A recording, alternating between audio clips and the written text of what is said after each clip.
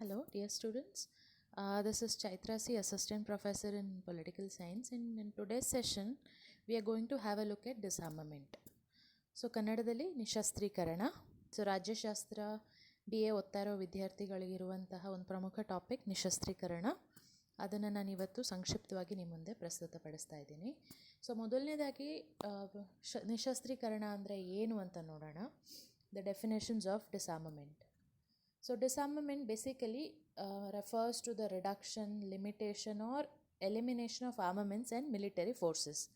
So ಶಸ್ತ್ರಾಸ್ತ್ರಗಳು ಆಯಿತಾ, ನಿಮ್ಮ ಅಮ್ಯುನಿಷನ್ಸ್ ಏನಿರುತ್ತೆ, ಯುದ್ಧ ಶಸ್ತ್ರಾಸ್ತ್ರಗಳೇನಿರುತ್ತೆ ಅದು, ಮತ್ತು ಆ ದೇಶದ ಮಿಲಿಟರಿ ಪಡೆಗಳು, ಭೂಸೇನೆ, ನೌಕಾಸೇನೆ, ವಾಯುಸೇನೆ, ಏರ್ ಫೋರ್ಸ್, ನೇವಲ್ ಫೋರ್ಸ್ ಮತ್ತು ಆರ್ಮಿ ಎಲ್ಲವನ್ನು ಸಹ ಕಡಿತ ಮಾಡೋದು, ರಿಡಕ್ಷನ್, ಓಕೆ, ಅಥವಾ ಸೀಮಿತಗೊಳಿಸೋದು, ಲಿಮಿಟೇಷನ್, ಆರ್ ಎಲಿಮಿನೇಷನ್, ಕಂಪ್ಲೀಟಾಗಿ ನಿರ್ನಾಮ ಮಾಡಿಬಿಡೋದು, ಮುಗಿಸಿಬಿಡೋದು.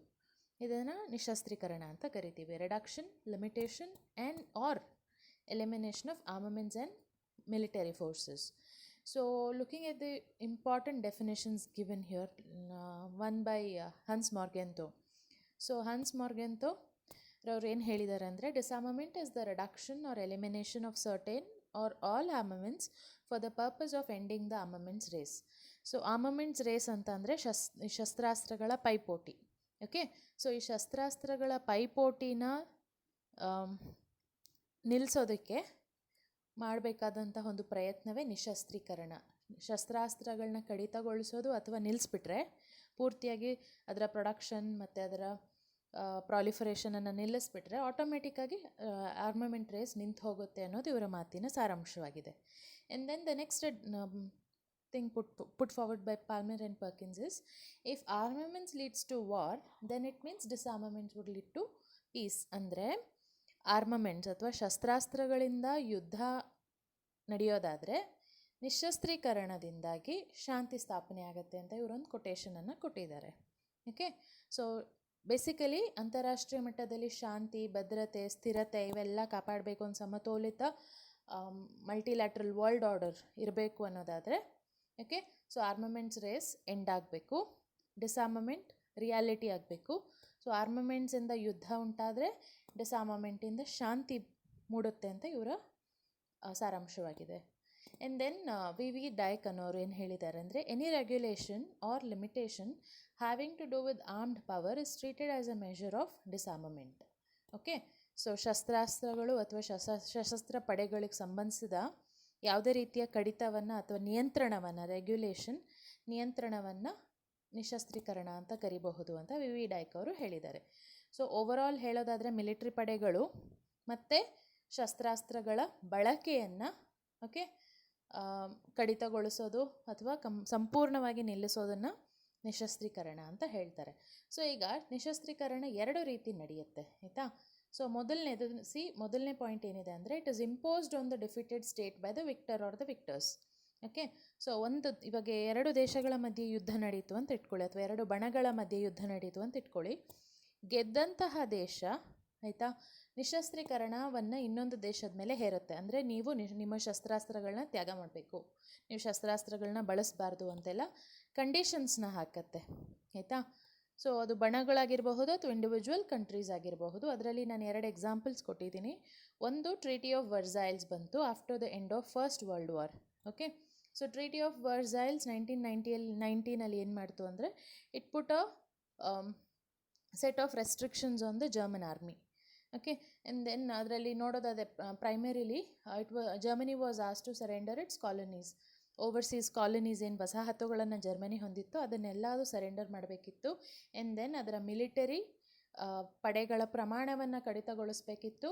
ಜೊತೆಗೆ ಆ್ಯಲಿಡ್ ಪವರ್ಸ್ ಇದ್ವಲ್ಲ, ಬ್ರಿಟನ್, ರಷ್ಯಾ, ಫ್ರಾನ್ಸ್, ಆ ಬಣ ಏನಿತ್ತು ಅವರಿಗೆ ವಾರ್ ರಿಪೇರೇಷನ್ಸ್ ಅಂತ ಅಮೌಂಟನ್ನು ಭರಿಸಿ ಕೊಡಬೇಕಾಗಿತ್ತು. And then they had to accept the guilt for the war. So ನಮ್ಮಿಂದನೇ ಮಹಾಯುದ್ಧ ಪ್ರಾರಂಭ ಆಗಿದ್ದು ಅನ್ನೋದನ್ನು ಅವ್ರು ಸೂಚಿಸಬೇಕಾಗಿ ಒಂದು ರೀತಿ ತಮ್ಮನ್ನು ತಾವೇ ಒಂದು ರೀತಿ ತಪ್ಪೊಪ್ಪಿಗೆ ಮಾಡಿಕೊಳ್ಳುವಂಥ ಒಂದು ಪ್ರಮೇಯವನ್ನು treaty of Versailles ಕಲ್ಪಿಸ್ತು.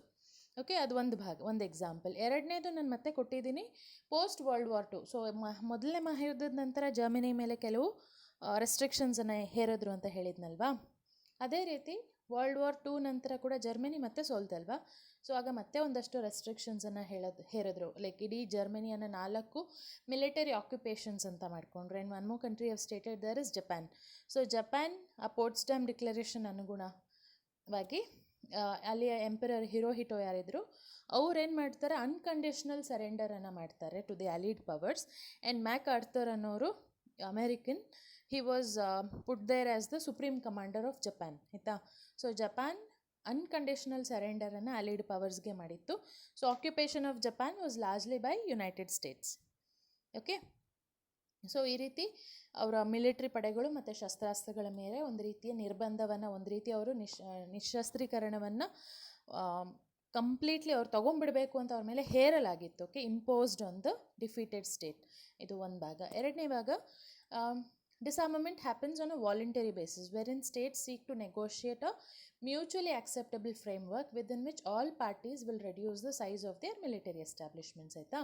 So voluntary ಬೇಸಿಸಲ್ಲಿ ರಾಷ್ಟ್ರಗಳು ಓಕೆ ತಾವಾಗ ತಾವೇ ನಾನು ನನ್ನ ದೇಶದ ಶಸ್ತ್ರಾಸ್ತ್ರಗಳನ್ನು ಕಡಿತಗೊಳಿಸ್ತಾ ಇದ್ದೀನಿ ಅಂತ ವಾಲಂಟರಿಯಾಗಿ ಹೇಳ್ಕೋಬಹುದು ರಾಷ್ಟ್ರ ಅಥವಾ ರಾಷ್ಟ್ರಗಳು. ಸೊ ಇಲ್ಲಿ ನಾನು ಒಂದು ಎಕ್ಸಾಂಪಲ್ ಕೊಟ್ಟಿರೋದು ಸೌತ್ ಆಫ್ರಿಕಾ. ಸೊ ಸೌತ್ ಆಫ್ರಿಕಾದವ್ರು ಏನು ಮಾಡ್ತಾರೆ ಅಂದರೆ, ಅಪರ್ಟೈಡ್ ಎಂಡ್ ಆಗುತ್ತಲ್ವ, ಅಪರ್ಟೈಡ್ ಎಂಡಾಗಿ ಆಫ್ರಿಕನ್ ನ್ಯಾಷನಲ್ ಕಾಂಗ್ರೆಸ್ ಗೆಲ್ಲುತ್ತೆ ಚುನಾವಣೆಯಲ್ಲಿ. ನೆಲ್ಸನ್ ಮಂಡೇಲಾರವರು ಅಲ್ಲಿಯ ಅಧ್ಯಕ್ಷರಾಗ್ತಾರೆ. ಅದಾದ ನಂತರ ಅವರು ಶಾಂತಿ ಪ್ರಿಯರಾಗಿ, ಅಂದರೆ ಅವ್ರಿಗೆ ಗಾಂಧೀಜಿಯಿಂದ ಅವ್ರ ಪ್ರೇರಣೆಯನ್ನು ಪಡೆದಿರ್ತಾರೆ. ಅವರ ಸ್ವತಂತ್ರ ಚಳುವಳಿಗೆ ಗಾಂಧೀಜಿನ ಪ್ರೇರಣೆ ಅಂತ ನೆಲ್ಸನ್ ಮಂಡೇಲಾ ಕೂಡ ಒಪ್ಕೊಂಡಿರ್ತಾರೆ. ಸೊ ಶಾಂತಿಯನ್ನು ಅವರ ಉದ್ದೇಶವನ್ನಾಗಿಟ್ಕೊಂಡು, ಅವರನ್ನು ಫಾರಿನ್ ಪಾಲಿಸಿಯ ಒಂದು ಉದ್ದೇಶವಾಗಿಟ್ಕೊಂಡು ಅವರು ಏನು ಮಾಡ್ತಾರೆ ಅಂದರೆ, ವಾಲಂಟರಿಲಿ ತಮ್ಮಲ್ಲಿದ್ದಂತಹ ನ್ಯೂಕ್ಲಿಯರ್ ವೆಪನ್ಸ್ ಮತ್ತು ಲಾಂಗ್ ರೇಂಜ್ ಮಿಸೈಲ್ ಪ್ರೋಗ್ರಾಮ್ಸ್ ಏನಿತ್ತು ಅದನ್ನೆಲ್ಲ ಸ್ಥಗಿತಗೊಳಿಸಿದ್ರು. ಓಕೆ, ಸೊ ಇಲ್ಲಿ ಓವರಾಲ್ ಹೇಳೋದಾದರೆ ನಿಶಸ್ತ್ರೀಕರಣವನ್ನು ಒಂದು ದೇಶದ ಮೇಲೆ ಇನ್ನೊಂದು ದೇಶ ಹೇರಬಹುದು, ಅಥವಾ ಒಂದು ದೇಶ ತಂತಾನೇ ನಿಶಸ್ತ್ರೀಕರಣವನ್ನು ವಾಲಂಟರಿಯಾಗಿ ಮಾಡ್ಕೋಬಹುದು ಅಂತ ನಾನಿಲ್ಲಿ ಹೇಳಿರೋದು. ಆ್ಯಂಡ್ ದೆನ್ ನಾವು let's look at the kinds of disarmament ಆಯಿತಾ. So I put in two sets. ಈಗ ಫಸ್ಟ್ ಸೆಟ್ಟಲ್ಲಿ ಜನರಲ್ ಡಿಸಾರ್ಮಮೆಂಟ್, ಲೋಕಲ್ ಡಿಸಾರ್ಮಮೆಂಟ್, ಸಾಮಾನ್ಯ ನಿಶಸ್ತ್ರೀಕರಣ, ಸ್ಥಳೀಯ ನಿಶಸ್ತ್ರೀಕರಣ. ಸೊ ಈಗ ಸಾಮಾನ್ಯ ನಿಶಸ್ತ್ರೀಕರಣ ಅಂತ ನೋಡೋದಾದರೆ all or most of the great powers participate. Okay, so ಇಲ್ಲಿವಾಗ ದೊಡ್ಡ ದೊಡ್ಡ ರಾಷ್ಟ್ರಗಳು, ಹೆಚ್ಚು ಕಮ್ಮಿ ಎಲ್ಲ ಪವರ್ಫುಲ್ ರಾಷ್ಟ್ರಗಳು ಯಾರ ಹತ್ರ ಹೆಚ್ಚು ಶಸ್ತ್ರಾಸ್ತ್ರಗಳಿವೆಯೋ ಅವರೆಲ್ಲರೂ ನಿಶಸ್ತ್ರೀಕರಣದಲ್ಲಿ ಭಾಗವಹಿಸಿದರೆ ಅದನ್ನು ಜನರಲ್ ಡಿಸಾರ್ಮಮೆಂಟ್ ಅಂತ ಹೇಳ್ತೀವಿ. Example, Washington treaty for limitation of naval armaments 1922. So ಇಲ್ಲಿವಾಗ ನೌಕಾ ನೆಲೆಗಳಲ್ಲಿ ಆಯಿತಾ, ಮತ್ತು ಮ್ಯಾರಿಟೈಮ್ ಸೆಕ್ಯೂರಿಟಿಗೆ ಬಳಸುವಂತಹ ನೇವಲ್ ಆರ್ಮಮೆಂಟ್ಸ್ ಏನಿದೆ ಅದನ್ನೆಲ್ಲ ಸ್ಥಗಿತಗೊಳಿಸೋಕ್ಕೆ ಅಂತ ಹೇಳಿ, ಅದಕ್ಕೊಂದು ಮಿತಿಗೊಳಿಸೋಕ್ಕೆ ಅಂತ ಹೇಳಿ ನಡೆದಂತಹ ಒಪ್ಪಂದ ಇದು ವಾಷಿಂಗ್ಟನ್ನಲ್ಲಿ. ಆ್ಯಂಡ್ ದೆನ್ ಎರಡನೇದು ನೋಡಿ ತುಂಬ important, world armaments conference of 1932. So ಈ 1932ನಲ್ಲಿ ಜೆನೆವಾ ಆಯಿತಾ, ಸ್ವಿಟ್ಜರ್ಲ್ಯಾಂಡ್ನ ಜೆನೆವಾದಲ್ಲಿ 31 ರಾಷ್ಟ್ರಗಳು, ಪ್ರೈಮರಿಲಿ ಲೀಗ್ ಆಫ್ ನೇಷನ್ಸ್ ಇತ್ತಲ್ಲ ಆಗ, ರಾಷ್ಟ್ರಗಳ ಸಂಘ ಅಂತ ನಾವೇನು ಕರಿತೀವಿ, ದ ಪ್ರೈಮರ್ ಆಫ್ ಇದು ಯುನೈಟೆಡ್ ನೇಷನ್ಸ್ ಆಯಿತಾ. ಸೊ ಆ ಲೀಗ್ ಆಫ್ ನೇಷನ್ಸ್ ಏನಿತ್ತು ಅದರಲ್ಲಿದ್ದಂತಹ 31 ರಾಷ್ಟ್ರಗಳು ಈ ವರ್ಲ್ಡ್ ಆರ್ಮಮೆಂಟ್ಸ್ ಕಾನ್ಫರೆನ್ಸ್ನಲ್ಲಿ ಪಾಲ್ಗೊಳ್ಳುತ್ತೆ. Okay, so they intend to reduce the stockpile of offensive weapons. So ನೀವು ಆಕ್ರಮಣಕಾರಿ ಏನು ಶಸ್ತ್ರಾಸ್ತ್ರಗಳನ್ನು ರಾಷ್ಟ್ರಗಳು ಬಳಸ್ತಾವೋ ಅದರ ಮೇಲೆ ಒಂದು ತಡೆಯನ್ನು ಒಡ್ಡಬೇಕು ಅಂತ ಈ ಆರ್ಮಮೆಂಟ್ಸ್ ಕಾನ್ಫರೆನ್ಸನ್ನು ಮಾಡ್ತಾರೆ. ಆ್ಯಂಡ್ ಇದರಲ್ಲಿ ಒಂದು ವಿಶೇಷತೆ ಏನು ಅಂದರೆ, ವಸಾಹತುಶಾಹಿತ್ವದ ವಿರುದ್ಧ, ಅಂದರೆ ಪವರ್ಫುಲ್ ರಾಷ್ಟ್ರಗಳು ವಸಾಹತುಗಳನ್ನು ಹೊಂದಿರೋದನ್ನು ಒಂದು ಲಿಮಿಟ್ ಮಾಡಿ ಓಕೆ ಅವರಿಗೆ ಇಂಡಿಪೆಂಡೆನ್ಸನ್ನು ಕೊಡಬೇಕು ಅಂತ ಒಂದು ಆಗ್ರಹವನ್ನು ಕೂಡ ಈ ಕಾನ್ಫರೆನ್ಸಲ್ಲಿ ಮಾಡಲಾಗುತ್ತೆ. ಸೊ ಬೇಸಿಕಲಿ ಪವರ್ ಕಾಂಪಿಟೇಷನ್ ಅಥವಾ ಪವರ್ ಪೈಪೋಟಿ ಏನು ನಡೆಯುತ್ತಲ್ವ, ಶಕ್ತಿ ಪೈಪೋಟಿ, ಅದನ್ನೆಲ್ಲ ಕಡಿತಗೊಳಿಸೋ ಒಂದು ಉದ್ದೇಶ ಸಹ ಇರಬಹುದು. ಆ್ಯಂಡ್ ದೆನ್ ಲೋಕಲ್ ಡಿಸಾರ್ಮಮೆಂಟ್ ಅಂತಂದರೆ ಒಂದು ಸ್ಥಳೀಯ ಒಂದು disarmament. For example, I have stated here Rush-Bagot Agreement between US and Britain in 1817 ಆಯಿತಾ. ಸೊ ಈ ರಶ್-ಬೆಗಾಟ್ ಅಗ್ರಿಮೆಂಟ್ ಅಂತಂದರೆ ಇಟ್ ವಾಸ್ ಗ್ರೇಟ್ ಲೇಕ್ಸ್ ಅಂತ ಒಂದು ಪ್ರದೇಶ ಇದೆ. ಆ ಗ್ರೇಟ್ ಲೇಕ್ಸ್ ಅನ್ನೋ ಪ್ರದೇಶದಲ್ಲಿ ಆರ್ಮಮೆಂಟ್ಸನ್ನು ಎಲಿಮಿನೇಟ್ ಮಾಡೋದಾಗಿತ್ತು. ಓಕೆ, ಸೊ ಬ್ರಿಟನ್ ಮತ್ತು ಅಮೆರಿಕದ ನಡುವೆ ನಿಮಗೆ ಗೊತ್ತಿರಬಹುದು there was a naval race ಆಯಿತಾ. ನಾನು ಮ್ಯಾರಿಟೈಮ್ ಪವರ್ ಅಂದರೆ ಸಿ ಪವರ್. ಓಕೆ, ಸೊ ನಾನು ಭೂಪ್ರದೇಶದಲ್ಲಿ ಹೊರತುಪಡಿಸಿ ನೀರಿನಲ್ಲೂ ಕೂಡ ಆಯಿತಾ, ಸಮುದ್ರಗಳಲ್ಲಿ ನಾನು ಹೆಚ್ಚು ಶಕ್ತಿಶಾಲಿ, ನನ್ನ ನೇವಲ್ ಪವರ್ ಜಾಸ್ತಿ ಪವರ್ಫುಲ್ ಕಂಪೇರ್ಡ್ ಟು ಯು ಅಂತ ಒಂದು ಏನು ಗುದ್ದಾಟ ನಡೀತಾ ಇತ್ತು ರಾಷ್ಟ್ರಗಳ ಮಧ್ಯೆ, ಆ ರೀತಿ ನೇವಲ್ ರೇಸ್ಗೆ ಒಂದು ಎಂಡನ್ನು ತಂದಂತಹ ಒಂದು ಅಗ್ರಿಮೆಂಟ್ ಇದು, Rush Bagot agreement between United States and Britain. ಅದಾದಮೇಲೆ next set is quantitative and qualitative disarmament. Quantitative disarmament ಅಂತ ಬಂದರೆ ಪ್ರಮಾಣಾತ್ಮಕ, ಪರಿಮಾಣಾತ್ಮಕ ಇನ್ ನಂಬರ್ಸ್ ಆಯಿತಾ. ಕ್ವಾಲಿಟೇಟಿವ್ ಅಂತ ಬಂದಾಗ ಗುಣಾತ್ಮಕ ನಿಶಸ್ತ್ರೀಕರಣ. ಸೊ ಪ್ರಮಾಣಗಳಲ್ಲಿ, ನಂಬರ್ಸಲ್ಲಿ, ಪರಿಮಾಣಗಳಲ್ಲಿ ನೋಡೋದಾದರೆ it means the overall reduction of most or all types of armaments. ಆಗಲೇ ಹೇಳಿದ್ನಲ್ವ, ವರ್ಲ್ಡ್ ಡಿಸಾರ್ಮಮೆಂಟ್ ಕಾನ್ಫರೆನ್ಸ್ ಅಲ್ಲಿ ನಡೆದದ್ದು ಒಂದು ರೀತಿಯ ಕ್ವಾಂಟಿಟೇಟಿವ್ ಡಿಸಾರ್ಮಮೆಂಟ್ ಬಗ್ಗೆ. ಅಂದರೆ ನಿಮ್ಮ ಶಸ್ತ್ರಾಸ್ತ್ರಗಳ ಸಂಖ್ಯೆ ಆಯಿತಾ, ಅವುಗಳ ನಂಬರ್ಸನ್ನು ಕಡಿಮೆ ಮಾಡೋದಾಗಿರುತ್ತೆ. ಕೆಲವು ಬಗೆಯಾಗಿರ್ಬೋದು, ಎಲ್ಲ ಬಗೆಯ ಶಸ್ತ್ರಾಸ್ತ್ರಗಳಾಗಿರಬಹುದು. ಏಕೆಂದರೆ ನಿಮಗೆ ಗೊತ್ತಿರಬಹುದು, ಜೈವಿಕ ಅಸ್ತ್ರಗಳು ಮತ್ತು ಕೆಮಿಕಲ್ ಅಸ್ತ್ರಗಳು, ನ್ಯೂಕ್ಲಿಯರ್ ಅಸ್ತ್ರಗಳು, ಈ ರೀತಿ ಹಲವಾರು ರೀತಿಯ ಅಸ್ತ್ರಗಳನ್ನು ರಾಷ್ಟ್ರಗಳು ಪ್ರಯೋಗ ಮಾಡಿವೆ. ಸೊ ಎಲ್ಲಕ್ಕೆ ಸಂಬಂಧಿಸಿ ಇರ್ಬೋದು, ಯಾವುದಾದ್ರೂ ಪರ್ಟಿಕ್ಯುಲರ್ ಒಂದಕ್ಕೆ ಸಂಬಂಧಿಸಿ ಇರಬಹುದು. And then qualitative disarmament. So qualitative ಅಂತ ಅಂದಾಗ, ಗುಣಾತ್ಮಕ ಡಿಸಾರ್ಮಮೆಂಟ್ ಅಂತ ಅಂದಾಗ reduction or abolition of only certain or special types of armaments ಆಯಿತಾ. ಸೊ ಪರ್ಟಿಕ್ಯುಲರ್ ಆಗಿ ಕೆಲವು ಬಗೆಯ ಶಸ್ತ್ರಾಸ್ತ್ರಗಳಿಗೆ ಸಂಬಂಧಿಸಿದ್ರೆ ಅದನ್ನು ಗುಣಾತ್ಮಕ ಅಂತ ಕರಿತೀವಿ. ಅದರಲ್ಲಿ ನಾನು ಕೋಟ್ ಮಾಡಿರೋ ಒಂದು ಎಕ್ಸಾಂಪಲ್ ಅಟಮಿಕ್ ಎನರ್ಜಿ ಕಮಿಷನ್. ಅದು 1946ಇಂದ 1952ವರೆಗೆ ಯುನೈಟೆಡ್ ನೇಷನ್ಸ್ನಲ್ಲಿ ಇದ್ದಂತಹ ಒಂದು ಏಜೆನ್ಸಿ. ಸೊ ಅವರು ಏನನ್ನು ಒತ್ತು ನೀಡ್ತಾ ಇದ್ರು ಅಂದರೆ, ನ್ಯೂಕ್ಲಿಯರ್ ವೆಪನ್ಸ್ನ ಪೀಸ್ಫುಲ್ ಪರ್ಪಸಿಗೆ ಮಾತ್ರ ಯೂಸ್ ಮಾಡಬೇಕಂತ ಹೇಳಿ. ಸಾರಿ, ಅಲ್ಲಿ ಸ್ಲೈಡಲ್ಲಿ use of nuclear weapons for peaceful ಅನ್ನೋ ವರ್ಡ್ ಮಿಸ್ ಆಗಿದೆ. For peaceful purpose only. Okay. So qualitative disarmament refers to a particular or special type of armaments. Quantitative ಅಂತ ಬಂದಾಗ ಆಲ್ಮೋಸ್ಟ್ ಎಲ್ಲ ರೀತಿಯ ಆರ್ಮಮೆಂಟ್ಸ್ನ ಇಲ್ಲಿ ಹೇಳ್ತಿರೋದು. And then the third set is total disarmament, ಸಂಪೂರ್ಣ ನಿಶಸ್ತ್ರೀಕರಣ ಅಥವಾ ಪ್ರಾದೇಶಿಕ ನಿಶಸ್ತ್ರೀಕರಣ. ಈಗ ಸಂಪೂರ್ಣ ನಿಶಸ್ತ್ರೀಕರಣ ಅಂದರೆ ಎಲ್ಲ ಬಗೆಯ ವೆಪನ್ಸನ್ನು ಎಲ್ಲ ಪ್ರದೇಶಗಳಿಂದ ಕಂಪ್ಲೀಟಾಗಿ ತೆಗೆದು ಹಾಕೋದು ಆಯಿತಾ. It is an idealistic notion, ಸಾಧ್ಯನೇ ಇಲ್ಲ. ಓಕೆ, ಎಲ್ಲಿವರೆಗೂ ರಾಷ್ಟ್ರಗಳಿರುತ್ತೋ, ಎಲ್ಲಿವರೆಗೂ ರಾಷ್ಟ್ರಗಳಿಗೆ ತಮ್ಮ ಭದ್ರತೆಯ ಒಂದು ಜವಾಬ್ದಾರಿ ಇರುತ್ತೋ, ಅಲ್ಲಿವರೆಗೂ ಅವರವರು ತಮ್ಮ ಶಸ್ತ್ರಾಸ್ತ್ರಗಳನ್ನು ಸ್ಟಾಕ್ ಪೈಲ್ ಮಾಡ್ತಾನೆ ಇರ್ತಾರೆ. ಓಕೆ. ಸೊ ಆಗ ಅವರು ಅದನ್ನು ಸರೆಂಡರ್ ಮಾಡೋದಾಗಲಿ, ಲಿಮಿಟೇಷನ್ ಅಥವಾ ರಿಡಕ್ಷನ್ ಬಗ್ಗೆ ಯೋಚನೆ ಮಾಡೋದಕ್ಕೆ ಹೋಗೋದಿಲ್ಲ. So total disarmament is just idealistic. And then regional disarmament, ಇದು ಸಾಧ್ಯ ಇದೆ ತಕ್ಕ ಮಟ್ಟಿಗೆ. ರೀಜನಲ್ ಡಿಸಾರ್ಮಮೆಂಟ್ ಅಂತ ಅಂದರೆ ಒಂದು ಭೂಪ್ರದೇಶ, ಒಂದು ಭೌಗೋಳಿಕ ಪ್ರದೇಶದಲ್ಲಿ ಮಾತ್ರ ಸೀಮಿತವಾಗಿ ನಿಶಸ್ತ್ರೀಕರಣವನ್ನು ಮಾಡೋದು. ಉದಾಹರಣೆ ನ್ಯೂಕ್ಲಿಯರ್ ಫ್ರೀ ಝೋನ್ಸ್ ಅಂತ ಈ ನಾರ್ಡಿಕ್ ಕಂಟ್ರೀಸ್ ಮತ್ತು ಅಂಟಾರ್ಟಿಕಾ ಎಲ್ಲ ಇರುತ್ತಲ್ವ, ಆ ಪ್ರದೇಶಗಳಲ್ಲಿ ನ್ಯೂಕ್ಲಿಯರ್ ಫ್ರೀ ಝೋನ್ಸ್ ಅಂತ ಟೆಂಪ್ರರಿಯಾಗಿ ಮಾಡ್ಕೊಂಡಿರ್ತಾರೆ. ಎಲ್ಲಿ ಈ ನ್ಯೂಕ್ಲಿಯರ್ ಪವರ್ ಪ್ಲ್ಯಾಂಟ್ಸ್ನ ಬ್ಯಾನ್ ಮಾಡಿರ್ತಾರೆ, ನ್ಯೂಕ್ಲಿಯರ್ ವೆಪನ್ಸ್ನ ಬ್ಯಾನ್ ಮಾಡಿರ್ತಾರೆ ಆಯಿತಾ. ಅಂಥದ್ದನ್ನು ನಾವು ನ್ಯೂಕ್ಲಿಯರ್ ಫ್ರೀ ಝೋನ್ಸ್ ಅಂತ ಕರಿತೀವಿ. ಆ್ಯಂಡ್ ದೆನ್ ಈ ಸ್ಲೈಡಲ್ಲಿ ನಾನು ಆರ್ಮಮೆಂಟ್ ಕಂಟ್ರೋಲ್ ಅಥವಾ ಆರ್ಮ್ಸ್ ಕಂಟ್ರೋಲ್ ಮತ್ತು ಡಿಸಾರ್ಮಮೆಂಟ್ ಬಗ್ಗೆ ಎರಡು ವ್ಯತ್ಯಾಸಗಳನ್ನು ನಿಮ್ಮ ಮುಂದೆ ಇಡ್ತಾ ಇದ್ದೀನಿ. ಡಿಸಾರ್ಮಮೆಂಟ್ ಅಂತಂದರೆ ನಿಶಸ್ತ್ರೀಕರಣ, ಆರ್ಮ್ಸ್ ಕಂಟ್ರೋಲ್ ಅಂತ ಅಂದರೆ ಶಸ್ತ್ರಾಸ್ತ್ರಗಳ ಪೈಪೋಟಿ ತಡೆ ಆಯಿತಾ, ಶಸ್ತ್ರಾಸ್ತ್ರ ಪೈಪೋಟಿ ತಡೆ.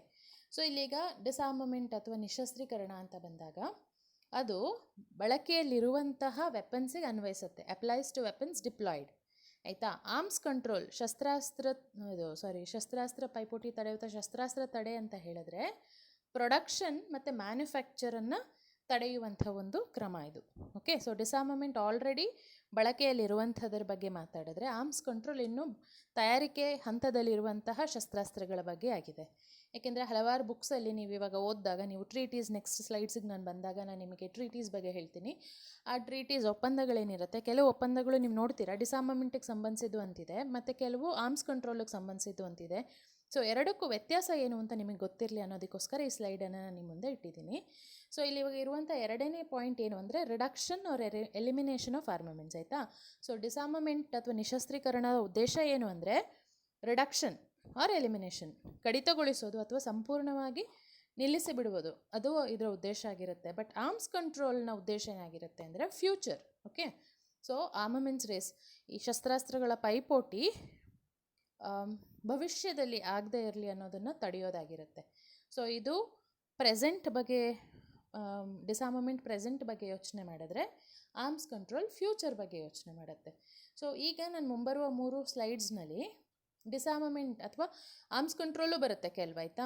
ಬಟ್ ನಾನು ಇಂಪಾರ್ಟೆಂಟ್ ಒನ್ಸ್ ನೀವು ಯಾವುದನ್ನು ನೀವು ಗಮನ ಹರಿಸ್ಬೇಕು ಅಂತ ನಾನು ಅಂದ್ಕೊಂಡಿದ್ನು ಆ್ಯಸ್ ಸ್ಟೂಡೆಂಟ್ಸ್.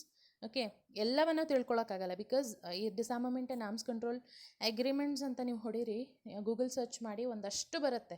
ಓಕೆ, ಅದರಲ್ಲಿ ಕೊಟ್ಟಿದ್ದೀನಲ್ಲ, ಹೇಗೆ ಪೀಸ್ ಕಾನ್ಫರೆನ್ಸ್ ನಿಮಗೆ ಕಾಣ್ತಿರೋ ಮೊದಲನೇದೇನಿದೆ ಅಲ್ಲಿಂದ ಹಿಡಿದು ಇವತ್ತಿನವರೆಗೂ ಹಲವಾರು ನೆಗೋಸಿಯೇಷನ್ಸ್ ನಡೆದಿವೆ. ಬೈಲ್ಯಾಟ್ರಲ್, ಮಲ್ಟಿಲ್ಯಾಟ್ರಲ್ ನೆಗೋಸಿಯೇಷನ್ಸ್ ನಡೆದಿವೆ. ಆ್ಯಂಡ್ ವಾಲಂಟರಿಯಾಗಿ ಹಲವು ದೇಶಗಳು ಡಿಸಾರ್ಮಮೆಂಟ್ ಮೆಷರ್ಸ್ನ ತೊಗೊಂಡಿದ್ದಾವೆ. ಅದನ್ನೆಲ್ಲ ನಾನು ಮಾಡೋಕ್ಕಾಗಲ್ಲ. ಹಾಗಾಗಿ I picked up a few important ones. Okay, so ಇಲ್ಲೀಗ the first one I have put before you is the Hague peace conference of 1899 and 1907. ಸೊ ಈ ಹೇಗ್ ಕಾನ್ಫರೆನ್ಸ್ ಏನಿದೆ, ಇದು ಇಂಟರ್ನ್ಯಾಷನಲ್ ICJ ಏನಿದೆ, ಕೋರ್ಟ್ ಆಫ್ ಜಸ್ಟಿಸ್ ಏನಿದೆಯಲ್ಲ, international court of ಜಸ್ಟಿಸ್ಗೆ ಬುನಾದಿ ಹಾಕಿದಂಥ ಒಂದು ಸಮ್ಮೇಳನವಾಗಿತ್ತು. ಅಂದರೆ may be primarily league of Nations, ಆಗ ಪರ್ಮನೆಂಟ್ ಕೋರ್ಟ್ ಆಫ್ ಜಸ್ಟಿಸ್ ಅಂತ ಇತ್ತಲ್ವ ICJಗಿಂತ ಮುಂಚೆ. ಸೊ ಅದಾದಮೇಲೆ ICJ ಬಂತಲ್ವ. ಇದೆಲ್ಲದಕ್ಕೂ ತಳಹದಿಯನ್ನು ಹಾಕಿದಂತಹ ನೆಗೋಸಿಯೇಷನ್ಸ್ ಇಲ್ಲಿ ನಡೀತು. ಓಕೆ, ಸೊ ಹೇಗ್ ಪೀಸ್ ಕಾನ್ಫರೆನ್ಸ್ ಅಂದರೆ ಇಂಟರ್ನ್ಯಾಷನಲ್ ಲಾ ಅಥವಾ ಅಂತಾರಾಷ್ಟ್ರೀಯ ಕಾನೂನಿಗೆ ಸಂಬಂಧಿಸಿದ ಹಲವಾರು ಪ್ರೊವಿಷನ್ಸ್ನ ಈ 2 ಸಮ್ಮೇಳನಗಳು ಹೇಗ್ನಲ್ಲಿ ಏನು ನಡೀತೋ ಅಲ್ಲೇ ಚರ್ಚೆ ಮಾಡಲಾಯಿತು. ಆ್ಯಂಡ್ ಸೆಕೆಂಡ್ ಒನ್ ನಾನಿಲ್ಲಿ ನಿಮಗೆ ಹಾಕಿರೋದು ಯಾವುದು ಇಂಪಾರ್ಟೆಂಟ್ ಒನ್ ಅಂತ ನೋಡೋದಾದರೆ treaty of Versailles. Okay, so treaty of Versailles 28 June 1919 ಅದನ್ನು ಸಿಗ್ನೇಚರ್ ಮಾಡಲಾಯಿತು. ಸೊ ಈಗ ಇದು ಯಾಕೆ ಮಾಡಲಾಯಿತು ಅಂತ ಹಿಂದೆನೂ ಹೇಳಿದ್ದೀನಿ ಹಿಂದಿನ ಸೆಷನ್ಸಲ್ಲಿ. ಆ್ಯಂಡ್ ಈ ಸೆಷನಲ್ಲೂ ಮುಂಚೆ ಒಂದು ರೆಫರೆನ್ಸ್ ಕೊಟ್ಟೆ. ಎರಡನೇ ಮಹಾಯುದ್ಧದಲ್ಲಿ ಆಲಿಡ್ ಪವರ್ಸ್ ಆಕ್ಸಿಸ್ ಪವರ್ಸ್ ಅಂತ ಬಂದಾಗ ಆಕ್ಸಿಸ್ ಪವರ್ ಸೋಲನ್ನು ಕಾಣುತ್ತೆ. ಸೊ ಜರ್ಮನಿ ಮತ್ತು ಆಲಿಡ್ ಪವರ್ಸ್ ಏನಿತ್ತು, ಆಲಿಡ್ ಪವರ್ಸ್ ಅಂತ ಅಂದಾಗ ಬ್ರಿಟನ್, ರಷ್ಯಾ, ಫ್ರಾನ್ಸ್ ಈ ಬಣ. ಓಕೆ, ಸೊ ಈ ಆಲಿಡ್ ಪವರ್ಸ್ನವರು ಜರ್ಮನಿ ಮೇಲೆ ಹೇರಿದಂತಹ ಒಂದು ಒಪ್ಪಂದಗಳ ಒಂದು ಸೆಟ್ಟನ್ನು ಟ್ರೀಟಿ ಆಫ್ ವರ್ಸೈಲ್ಸ್ ಅಥವಾ ಒಂದು ಶಾಂತಿ ಒಪ್ಪಂದ ಅಂತ ನಾವು ಹೇಳ್ತೀವಿ. ಸೊ ಅದರಲ್ಲಿ 14 ಪಾಯಿಂಟ್ಸ್ ಇದ್ವು. ಸೊ ಜರ್ಮನಿ ಮೇಲೆ ಹಲವಾರು ನಿರ್ಬಂಧಗಳನ್ನ ಹೇರಲಾಯಿತು, ರೆಸ್ಟ್ರಿಕ್ಷನ್ಸನ್ನು ಹಾಕಲಾಯಿತು. ನಾನು ಆಗಲೇ ಹೇಳಿದ್ದೆ, ಅದ್ರ ಬಗ್ಗೆ ರೆಫರೆನ್ಸ್ ಕೊಟ್ಟೆ ಹೇಳಿದ್ನಲ್ವ. They had to surrender their colonies, they had to accept the guilt of the war, and then they had to reduce their military size, they had to pay war reparations ಅಂತೆಲ್ಲ ಹೇಳಿದ್ನಲ್ವ. So ಅದೆಲ್ಲವು ಅದ್ರ ಜೊತೆಯಲ್ಲಿ league of Nations ಸ್ಥಾಪನೆಗೆ ಪ್ರಮುಖವಾದಂತಹ ಒಂದು ಇದಾಗಿತ್ತು. So ಈಗ ಹೇಗ್ ಪೀಸ್ ಕಾನ್ಫರೆನ್ಸ್, ಟ್ರೀಟಿ ಆಫ್ ವರ್ಸೈಲ್ಸ್ನ ಉದ್ದೇಶ ಏನಾಗಿತ್ತು ಗೊತ್ತಾ? ರಾಷ್ಟ್ರಗಳು ಅಂತಾರಾಷ್ಟ್ರೀಯ ಕಾನೂನಿಗೆ ಬದ್ಧವಾಗಿರಬೇಕು. ಓಕೆ, ತಮ್ಮ ಭದ್ರತೆಗೆ ನಿಶಸ್ತ್ರೀಕರಣವನ್ನು ಅಥವಾ ಏನಂತಾರೆ ಶಸ್ತ್ರಾಸ್ತ್ರಗಳ ಪ್ರಮಾಣವನ್ನು ಮತ್ತು ಅದರ ಬಳಕೆಯನ್ನು ಕಡಿತಗೊಳಿಸಬೇಕು ಅನ್ನೋದನ್ನು ಒತ್ತು ನೀಡ್ತಾ ಇತ್ತು. ಓಕೆ, ಆ್ಯಂಡ್ ಇದಕ್ಕೆ ಲೀಗ್ ಆಫ್ ನೇಷನ್ಸ್ ಮತ್ತು ಮುಂದುವರೆದು ಯುನೈಟೆಡ್ ನೇಷನ್ಸ್ ಸಹಕಾರಿಯಾಗಿ ಸಾಗಲಿ ಅನ್ನೋದಕ್ಕೆ ಇವೆಲ್ಲ ಇನಿಷಿಯಲ್ ಲೆವೆಲ್ಸ್ ಆಫ್ ಡಿಸ್ಕಷನ್ ಆಗಿತ್ತು. ಆ್ಯಂಡ್ ದೆನ್ ವರ್ಲ್ಡ್ ಡಿಸಾರ್ಮಮೆಂಟ್ ಕಾನ್ಫರೆನ್ಸ್, ಇದು ತುಂಬ ಇಂಪಾರ್ಟೆಂಟ್ ಅಂತ ಆಗಲೇ ಹೇಳಿದ್ನಲ್ವ. ಸೊ 1932-34 ಮಧ್ಯೆ ನಡೆದಂತಹ ಏನು ವರ್ಲ್ಡ್ ಡಿಸಾರ್ಮಮೆಂಟ್ ಕಾನ್ಫರೆನ್ಸ್ ಇತ್ತು, ಇದರಲ್ಲಿ 31 ಲೀಗ್ ಆಫ್ ನೇಷನ್ಸ್ನ ಮೆಂಬರ್ ಸ್ಟೇಟ್ಸ್ ಭಾಗವಹಿಸಿದ್ವು ಅಂತ ಹೇಳಿದೆ. ಆ್ಯಂಡ್ ಮುಂದುವರೆದು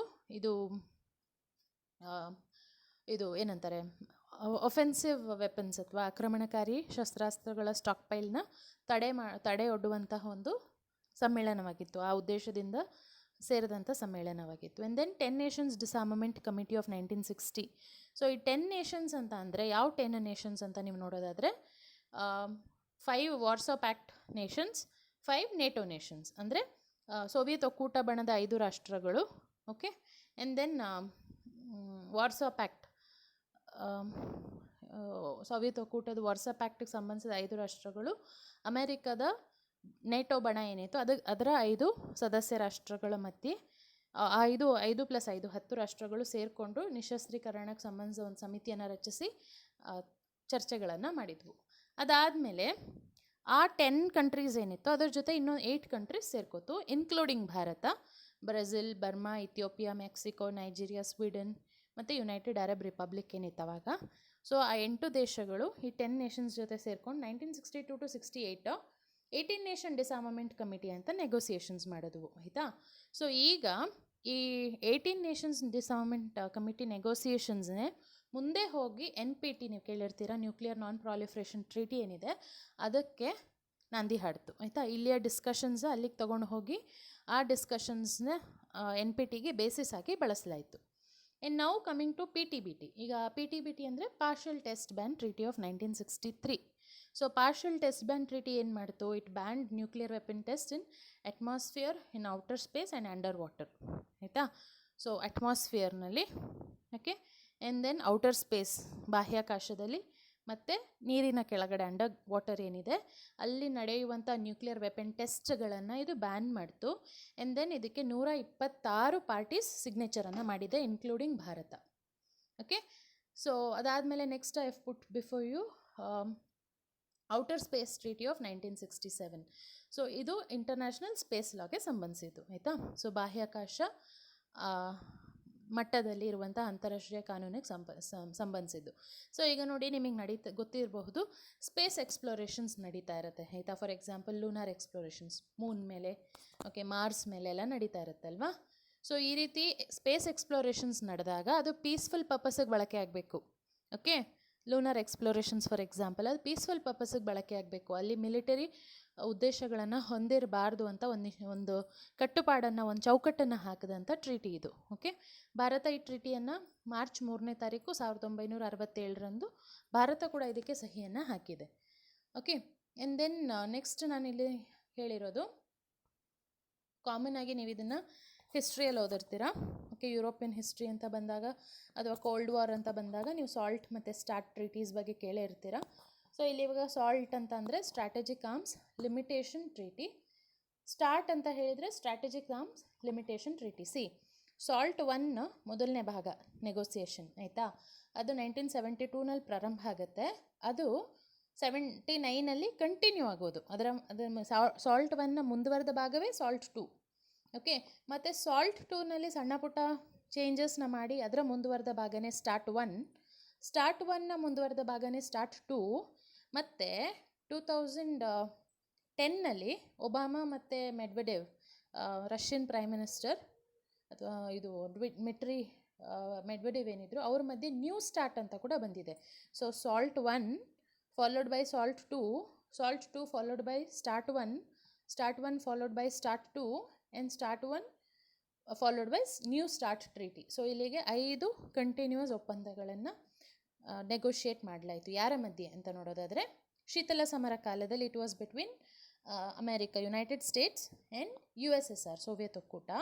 ಶೀತಲ ಸಮರದ ನಂತರ it was between America and Russia. ಆಯಿತಾ? ಸೊ ರಷ್ಯಾ USSR ಡಿಸ್ಇಂಟೆಗ್ರೇಟ್ ಆದಮೇಲೆ Russia the successor of USSR. So ಅವರ ಮಧ್ಯೆ ನೆಗೋಸಿಯೇಷನ್ಸ್ ನಡೀತು. ಈಗ ಸಾಲ್ಟ್ 1 ನೋಡೋದಾದರೆ it was meant to reduce strategic nuclear weapons. ಆಯಿತಾ? ಕೆಲವು ಏನಂತಾರೆ, ರಾಜತಾಂತ್ರಿಕವಾಗಿ ಬಳಸುವಂತಹ ನ್ಯೂಕ್ಲಿಯರ್ ವೆಪನ್ಸ್ ಏನಿದೆ ಅದರ ಪ್ರೊಡಕ್ಷನನ್ನು ಅಥವಾ ಅದರ ಸ್ಟಾಕ್ ಪೈಲಿಂಗನ್ನು ತಡೆಯುವಂಥ ಒಂದು ಒಪ್ಪಂದವಾಗಿತ್ತು. ಅಮೆರಿಕನ್ ಅಧ್ಯಕ್ಷ ರೊನಾಲ್ಡ್ ರೀಗನ್ ಮತ್ತು ಅವರ counterpart from USSR Mikhail Gorbachev ಮಧ್ಯೆ ಒಪ್ಪಂದ ನಡೀತು. ಅದಾದಮೇಲೆ ಕ್ಷಮಿಸಿ, ನಾನು ಸ್ಟಾರ್ಟ್ ಹೇಳ್ತಾ ಇದ್ದೀನಿ. SALT 1 was between Richard Nixon and Leonid Brezhnev. ಆಯಿತಾ? So first time it was a first time that nuclear missiles, ಆಯಿತಾ, nuclear missiles in their arsenals should be limited ಅಂತ ಮಾಡ್ಕೊಂಡಂತಹ ಒಪ್ಪಂದ SALT 1. SALT 2 same USSR counterpart was Leonid Brezhnev. ಆಯಿತಾ? And then American ಅಧ್ಯಕ್ಷ ಆಗ Carter ಆಗಿದ್ದರು, ಕ್ಷಮಿಸಿ. So salt 1 nuclear ಮಿಸೈಲ್ಸ್ಗೆ ಸಂಬಂಧಿಸಿದ್ದು. It was signed between Richard Nixon and Leonid Brezhnev. ಆಯಿತಾ? SALT 2 was signed between Jimmy Carter and Leonid Brezhnev, American and USSR counterparts. ಮೂರನೇ ಭಾಗ ಸ್ಟಾರ್ಟ್ 1 ಏನಿತ್ತು ಅದು ಆಗಲೇ ಹೇಳಿದ ಹಾಗೆ ಸ್ಟ್ರಾಟಜಿಕ್ ನ್ಯೂಕ್ಲಿಯರ್ ವೆಪನ್ಸ್ಗೆ ಸಂಬಂಧಿಸಿದಂತಹ ಒಂದು ಒಪ್ಪಂದ. ಅದು ರೊನಾಲ್ಡ್ ರೀಗನ್ ಮತ್ತು ಮಿಖೇಲ್ ಗಾರ್ಬಚೇವ್ ಮಧ್ಯೆ ನಡೆದದ್ದು. ಅದಾದಮೇಲೆ ಸ್ಟಾರ್ಟ್ 2 ಏನು ಬಂತು ಇನ್ 1993, ಅದು ಕೂಡ ಯುನೈಟೆಡ್ ಸ್ಟೇಟ್ಸ್ ಮತ್ತು ಸೋವಿಯತ್ ಯೂನಿಯನ್ ಮಧ್ಯೆ. It was meant to eliminate intercontinental ballistic missiles. ಆಯಿತಾ? ಸೊ ಇಂಟರ್ ಕಾಂಟಿನೆಂಟಲ್, ಈ ಖಂಡಾಂತರ ಅಂತ ಏನು ಕರಿತೀವಿ ನಾವು, ಆ ರೀತಿಯ ಬ್ಯಾಲಿಸ್ಟಿಕ್ ಮಿಸೈಲ್ಸ್ಗೆ ಸಂಬಂಧಿಸಿದಂಥದ್ದು START 2. Okay, it was signed between senior Bush, HW Bush ಮತ್ತು ಬಾರಿಸ್ ಯೆಲ್ಸಿನ್ ಇವರ ಮಧ್ಯೆ ಇದು ಸೈನ್ ಮಾಡಲಾಯಿತು. ಅದಾದಮೇಲೆ 2010ನಲ್ಲಿ ನೀವು ನೋಡಿದ್ರೆ ಬ್ಯಾರಾಕ್ ಒಬಾಮಾ ಮತ್ತು ಮೆಡ್ವೆಡೇವ್ ಮಧ್ಯೆ ನ್ಯೂ ಸ್ಟಾರ್ಟ್ ಟ್ರೀಟಿ ಸಿಗ್ನೇಚರ್ ಆಗಿದೆ. ಓಕೆ, ಸೊ ಇದು series of negotiations between two rivalry powers, USSR or Russia and United States. Okay, so ಇಲ್ಲೀಗ ನೆಕ್ಸ್ಟ್ ಇರುವಂಥದ್ದು nuclear test ban, nuclear NPT, nuclear non proliferation treaty, treaty on the non proliferation of nuclear weapons or NPT of 1968. So ಇದರ ಪ್ರಮುಖ ಉದ್ದೇಶ ಏನಾಗಿತ್ತು ಅಂತ ನೋಡೋದಾದರೆ, to prevent spread of nuclear weapons and weapons technology. Okay, it also intended to promote cooperation in peaceful use of nuclear energy. ಆಯಿತಾ, ಇದರಲ್ಲಿ already there are 191 parties. India is not a party to it and it is a centre of controversy. Okay, so Bharat ಯಾಕೆ NPTನ sign ಮಾಡಿಲ್ಲ ಅನ್ನೋದು ನಮ್ಮ ರಾಷ್ಟ್ರೀಯ ಹಿತಾಸಕ್ತಿಯಿಂದ. Okay, ಅದನ್ನು ಇಲ್ಲಿ ಡೀಟೇಲಾಗಿ ಮಾಡೋಕ್ಕೆ ಬರಲ್ಲ, ಬಟ್ ಇಷ್ಟು ತಿಳ್ಕೊಳ್ಳಿ, ನಾವು NPT, CTBT ಇಂಪಾರ್ಟೆಂಟ್ ಏನು ಟ್ರೀಟೀಸ್ ಇವೆ ನಾವು ಸೈನ್ ಮಾಡಿಲ್ಲ. ದೋ ವಿ ಸಪೋರ್ಟ್ ಡಿಸ್ಆರ್ಮಮೆಂಟ್. ಆಯಿತಾ, ನಾವು ನಿಶಸ್ತ್ರೀಕರಣ ಸಪೋರ್ಟ್ ಮಾಡ್ತೀವಿ, ಆದರೆ ನಾವು NPT, CTBTನ ಸಪೋರ್ಟ್ ಮಾಡಲ್ಲ ಅಥವಾ ಸಿಗ್ನೇಚರ್ ಮಾಡಿಲ್ಲ. ಯಾಕೆಂದರೆ ನಮ್ಮ ರಾಷ್ಟ್ರೀಯ ಹಿತಾಸಕ್ತಿಯಿಂದ ಅದು ನಮಗೇನು ಅನ್ಸುತ್ತೆ, it is not a verifiable treaty and it is very biased. ಆಯಿತಾ, ನ್ಯೂಕ್ಲಿಯರ್ ವೆಪನ್ ಸ್ಟೇಟ್ಸ್ಗೆ ಒಂದು ಪ್ರೊವಿಷನ್ ಏನು ಕೊಡುತ್ತೆ, ಅದು ಲಿಬರ್ಟಿ ಏನು ಕೊಡುತ್ತೆ, ಅದು ನಮಗೆ ಕೊಡಲ್ಲ. ನಾನ್ ನ್ಯೂಕ್ಲಿಯರ್ ವೆಪನ್ ಸ್ಟೇಟ್ಸಿಗೆ ಕೆಲವು ವೆರಿಫೈಬಿಲಿಟಿ ಮತ್ತು ಕಾಂಪ್ರಿಹೆನ್ಸಿವ್ ನೇಚರ್ ಅದನ್ನು ಹೊಂದಿಲ್ಲ ಅಂತ ಹೇಳಿ ಭಾರತ ಅದನ್ನು ಸೈನ್ ಮಾಡಿಲ್ಲ.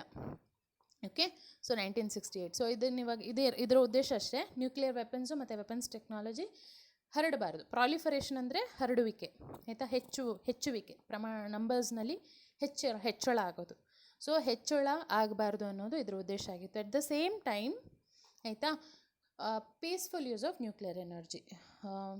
ಈ ನ್ಯೂಕ್ಲಿಯರ್ ಎನರ್ಜಿ ಏನಿರುತ್ತೆ ಅದನ್ನು ಶಾಂತಿಯುತವಾಗಿ ಬಳಸಬೇಕು. ಫಾರ್ ಎಕ್ಸಾಂಪಲ್ ಎಲೆಕ್ಟ್ರಿಸಿಟಿ ಎಟ್ಸೆಟ್ರಾ, ಹೊರತಾಗಿ ಮಿಲಿಟರಿ ವಿಷಯಗಳಿಗೆ ಅದನ್ನ ಬಳಸ್ಕೋಬಾರ್ದು ಅಂತ ಹೇಳಿ. ಸೊ ಈಗ next last but one slide, biological weapons convention. Okay, so biological weapons ಅಂತ ಅಂದರೆ ಜೈವಿಕ ಅಸ್ತ್ರಗಳು, 1972. ಸೊ ಜೈವಿಕ ಅಸ್ತ್ರಗಳ ಬಗ್ಗೆ ನೀವು ವಿಯೆಟ್ನಾಂ ಯುದ್ಧದಲ್ಲಿ ಕೇಳಿರ್ತೀರ. ಓಕೆ, ವಿಯೆಟ್ನಾಂ ರಾಷ್ಟ್ರ ಅಮೆರಿಕದ ಮಿಲಿಟರಿ ಪಡೆಗಳ ವಿರುದ್ಧ ಜೈವಿಕ ಅಸ್ತ್ರಗಳನ್ನ ಬಳಸ್ತು ಅನ್ನೋದು ಅಮೆರಿಕನ್ ಇತಿಹಾಸದಲ್ಲೇ ಒಂದು ಕಪ್ಪು ಚುಕ್ಕೆಯಾಗಿ ಮುಂದೆ ಉಳಿಯುತ್ತೆ. And then chemical weapons convention ಅಂತ ಬಂದಾಗ ಹಲವಾರು ಪರ್ಟಿಕ್ಯುಲರ್ ಕೆಲವು ಕೆಮಿಕಲ್ಸ್ ಏನಿವೆ ಅದಕ್ಕೆ ಸಂಬಂಧಿಸಿದಂತಹ ಒಂದು ಕನ್ವೆನ್ಷನ್ ಆಗಿತ್ತು. ಆ ಕೆಮಿಕಲ್ ವೆಪನ್ಸನ್ನು ರಾಷ್ಟ್ರಗಳು ಬಳಕೆ ಮಾಡಬಾರ್ದು ಅನ್ನೋದಾಗಿತ್ತು. ಓಕೆ, ಸೊ ಇದಿಷ್ಟು ನಿಮಗೆ ಇಂಪಾರ್ಟೆಂಟಾಗಿ ನಾನು ಇದರಲ್ಲಿ ಸ್ಟೇಟ್ ಮಾಡಿರೋದು. ಆ್ಯಂಡ್ ದೆನ್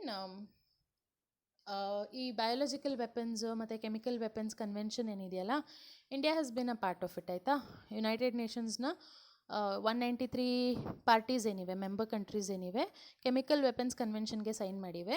ಬಯಾಲಜಿಕಲ್ ವೆಪನ್ಸ್ಗೆ 183 ಕಂಟ್ರೀಸ್ ಇಲ್ಲಿವರೆಗೂ ತಮ್ಮ ಒಪ್ಪಿಗೆಯನ್ನು ಸೂಚಿಸಿವೆ, ಪಾರ್ಟಿ ಕಂಟ್ರೀಸ್ ಆಗಿದೆ. ಆ್ಯಂಡ್ ದೆನ್ ನಾವು coming to the open skies treaty of 1992 ಅಂತ ಬಂದಾಗ, it is a programme of unarmed aerial surveillance flights over entire territory of it's participants. Okay, so ಈ ಒಪ್ಪಂದದ ಭಾಗವಾಗಿದ್ದಂಥ ರಾಷ್ಟ್ರಗಳ ಮೇಲೆ ಏರಿಯಲ್ ಸರ್ವೆಲೆನ್ಸಿಗೆ ಅವಕಾಶವನ್ನು ಕಲ್ಪಿಸುವಂತಹ ಒಂದು ಒಪ್ಪಂದವಾಗಿದೆ. ಇದರಲ್ಲಿ ಬರೀ 34 ಸ್ಟೇಟ್ ಪಾರ್ಟೀಸ್ ಮೆಂಬರ್ಸ್ ಆಗಿವೆ and India is not a part of the open skies treaty. So ಈಗ ನೋಡಿ, anti personnel mine ban convention 1997, Ottawa treaty ಅಂತ ಕೂಡ ಇದನ್ನು ಕರೀತಾರೆ. ಸೊ ಆ್ಯಂಟಿ ಪರ್ಸನಲ್ ಮೈನ್ ಅಂತ ಹೇಳಿದರೆ, ಈಗ ಇದನ್ನು ಜಾಸ್ತಿ ನೀವು ನಾರ್ತ್ ಕೊರಿಯನ್ ನ್ಯೂಸಲ್ಲಿ ನೀವು ಜಾಸ್ತಿ ಕೇಳ್ತೀರ ಈ ಆ್ಯಂಟಿ ಪರ್ಸನಲ್ ಮೈನ್ಗಳ ಬಳಕೆ ಅಂತ ಬಂದಾಗ. ಓಕೆ, ಸೊ ಈಗ ಏನು ಹಾಗಂದರೆ ಅಂತ ಕೆಲವು ವಿದ್ಯಾರ್ಥಿಗಳಿಗೆ ಗೊತ್ತಿಲ್ಲದೆ ಇರ್ಬೋದು, ಹಾಗಾಗಿ ಇದನ್ನು ಹೇಳೋಕ್ಕೆ ಇಷ್ಟಪಡ್ತೀನಿ. ಗೊತ್ತಿರೋರಿಗೆ ವೆಲ್ ಆ್ಯಂಡ್ ಗುಡ್. ಸೊ ಈಗ ಆ್ಯಂಟಿ ಪರ್ಸನಲ್ ಮೈನ್ ಅಂತ ಹೇಳಿದ್ರೆ,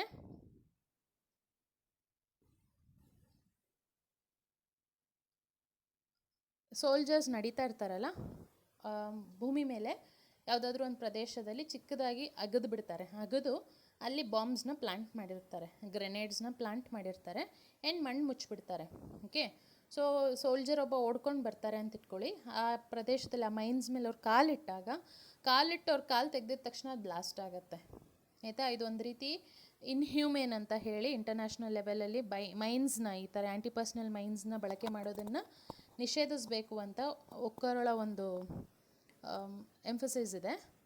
ಸೊ ಹಾಗಾಗಿ 1997 ಈ ಟ್ರೀಟಿಯನ್ನು ಸೈನ್ ಮಾಡಲಾಯಿತು.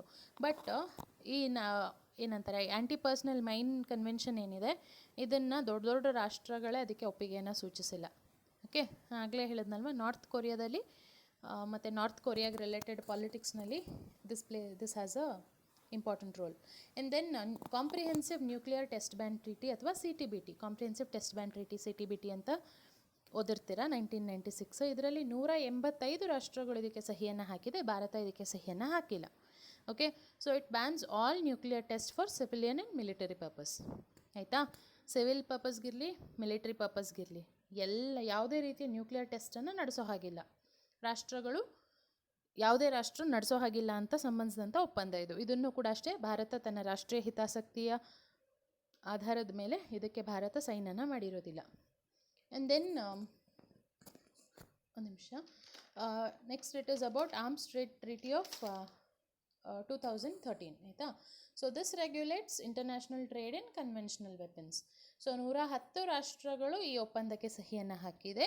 ಸೊ ಇಂಟರ್ನ್ಯಾಷನಲ್ ಟ್ರೇಡ್, ಈ ಕನ್ವೆನ್ಷನಲ್ ವೆಪನ್ಸ್, ಸಾಂಪ್ರದಾಯಿಕ ಏನು ಶಸ್ತ್ರಾಸ್ತ್ರಗಳಿವೆ ಅದರ ಟ್ರೇಡ್ ಮಾಡೋದು, ಅದರ ಆಮದು ರಫ್ತನ್ನು ತಡೆಯುವಂತಹ, ನಿಯಂತ್ರಣ ಮಾಡುವಂತಹ ಒಪ್ಪಂದ ಇದಾಗಿದೆ.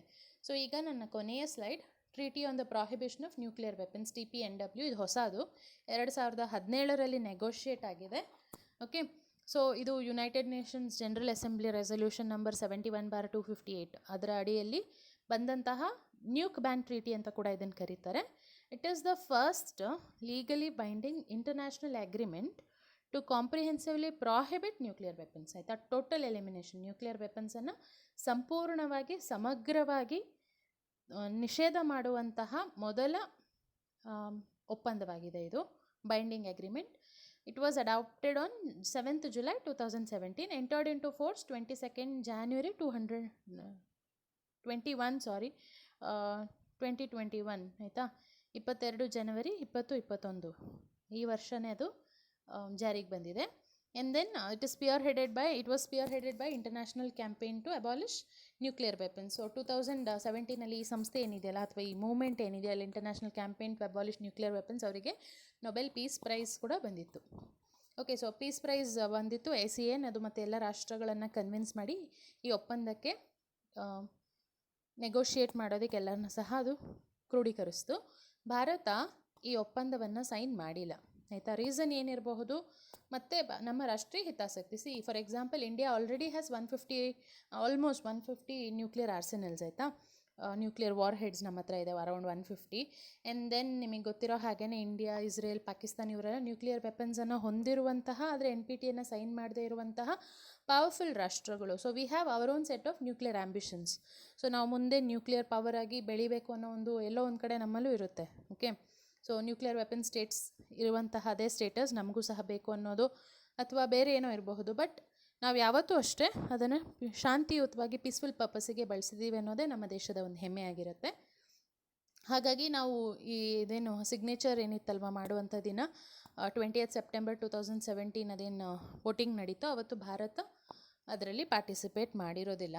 Okay, so let see in future how this treaty works ಅಂತ ನೋಡ್ತಾ, ಇಟ್ ಆಲ್ರೆಡಿ ಹ್ಯಾಸ್ 122 ಸ್ಟೇಟ್ಸ್. ಆಯಿತಾ, ಸೊ 122 ಮೆಂಬರ್ ಸ್ಟೇಟ್ಸ್ ಅದನ್ನು ಸಪೋರ್ಟ್ ಮಾಡಿವೆ. ಸೊ ಈ ಕಾನ್ಫರೆನ್ಸ್ ಯಾವಾಗ ನಡೀತು ಅಂದರೆ 27th to 31st March ಮತ್ತು 15th June to 7th July of 2017 at New York. So ಅಲ್ಲಿಂದ ಆದಮೇಲೆ 7th July ಎಲ್ಲರೂ ಅದನ್ನು ಅಡಾಪ್ಟ್ ಮಾಡ್ಕೊಂಡಿದ್ದಾರೆ. Okay, and then 2021 22nd January ಅದು already has entered into force. And with this I complete my session on disarmament. So next on the session, idra continued part is about the issues and problems related to disarmament. So I'll end this session here. Thank you.